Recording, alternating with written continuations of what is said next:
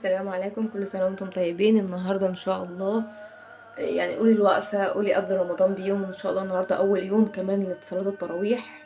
رب ما يقطع لنا عادة، ويا رب يرحم جدتي. هدخل في فيديو على طول شوية حاجات كده تجهيزات عملتها لرمضان، وشوية حاجات برضو نزلت جبتها مشتريات ليا، مع ان كمان هوريكم زينة رمضان ازاي علقتها بكل التفاصيل. خليكم معايا. نقول بسم الله ونيجي بقى على اول حاجة كده ان شاء الله. نيجي على الرخامة الجميلة دي كده. نجيب اول حاجه جبت كرتونه بيض. بصوا بقى انا ناويه حالا نفتح ونشوف مع بعض. دي الريسيف كده اي كرتونه البيض كانت عامله 107 ونص. 107 ونص. طبعا نفتح كرتونه البيض مع بعض. انا جايبه من الكازيون.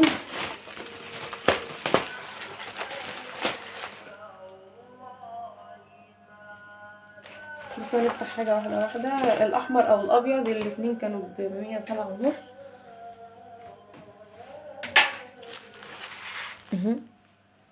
نبدأ نجيب المنظمات بتاعتنا.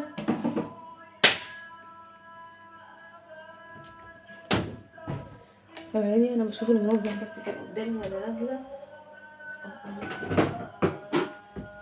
منظم البيض بتاعي بالشكل ده.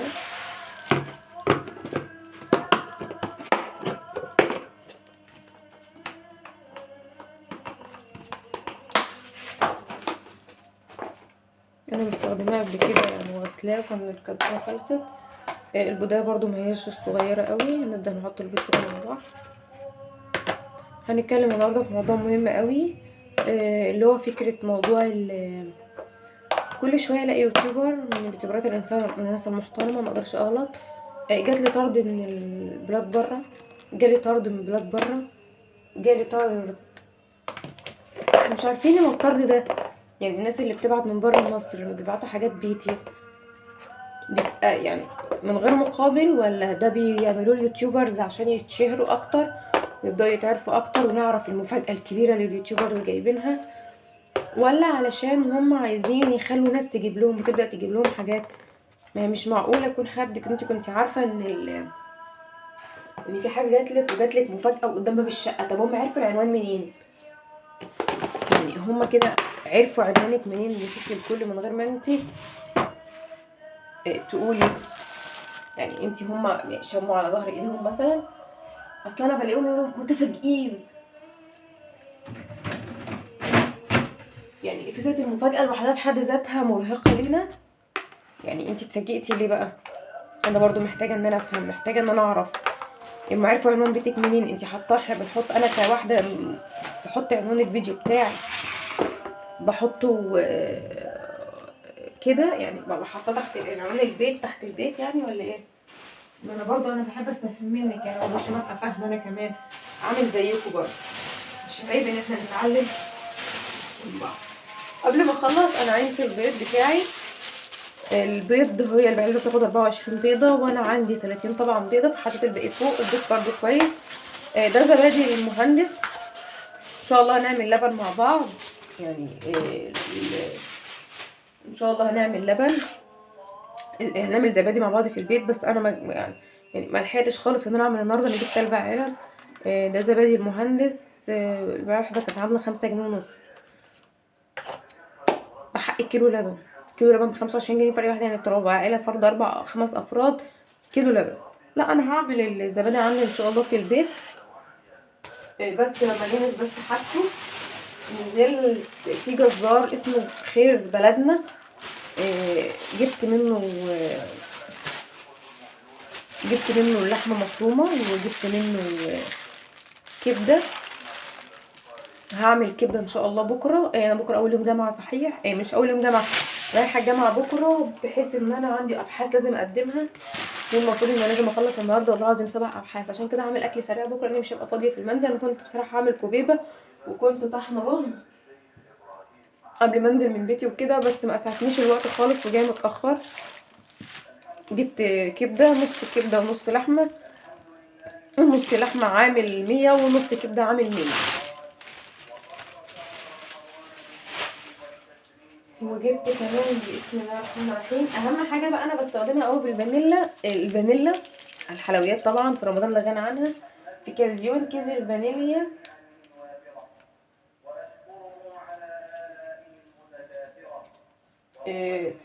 ال 14 كيس كانوا عاملين 13 جنيه، 13 جنيه ونص، 14 كيس في كازيون. جبت كمان من كازيون جلاش الزهار، وجبت سمبوسك الزهار. بصوا انا لفيت عشان اجيب قطايف يا جماعه ما لقيتش، انتوا متخيلين؟ قطايف ما لقيتش، كنافه كله كنافه. انا عندي بسبوسه سايبه هعملها، ده سمبوسك بقى باللحمه بالخضار، تحشي زي ما انت ما بتحشي. الجلاش نفس الكلام، بس الجلاش عندنا هيبقى حلو. جبت الاتنين دول، الاتنين الزهار. في ناس كتير بتشكر فيه النوع ده من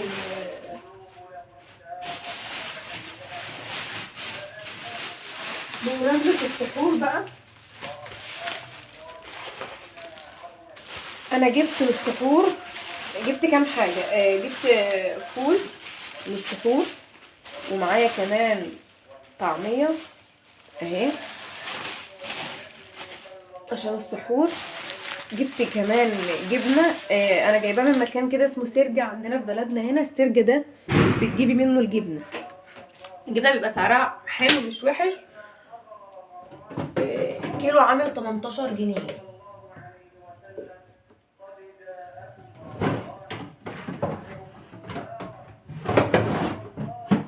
كيلو الجبنة عامل 18 جنيه. انا هجهز معاكم النهارده ان شاء الله السحور. النهارده السحور هنجهزه مع بعض. هجيب الباسكت ايه، هجيب ده واحط فيه الجبنة عشان تبقى عندي حلوة. لو عندك بقى قرن شطة يا ست الكل حطيه معاها.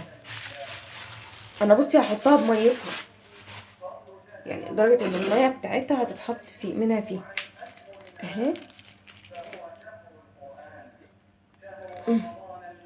بصي اول ما هنفتح كده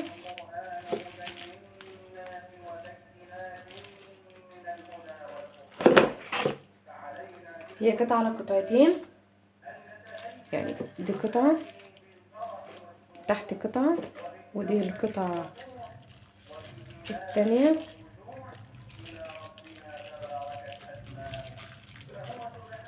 هقول بس انسق ايوه كده.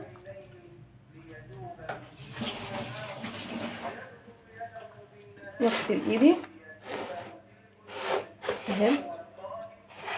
نجيب كيلو سندوتشات جبنة، سمبوسك بالجبنة.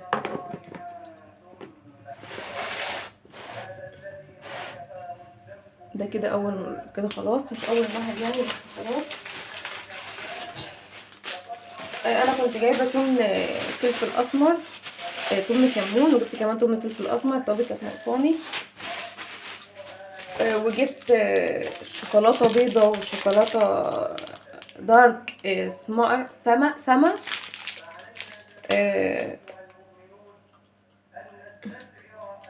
ده 200 جرام. انا شفت بقى في كازيون 120 جرام، دي كانت ب35 جنيه. انا جايبه سما ده ب25 جنيه. بصراحه مش عارفه، انا اول مره اجربها. دي بقى عشان احشي بقى قطايف، فنحشي بيها كام حاجه. بس دي الحاجات اللي انا جبتها من كازيون. هقطع معاكم دلوقتي وهنخش بقى نشوف الصاله عندي عملتها ازاي بالديكورات اللي انا كنت جايباها ومشترياتها. بس لو وصلت لحد هنا في القناه ارجوك تشتركوا في القناه وتفعلوا زر الجرس عشان يوصلك مني كل جديد. خليكم معايا.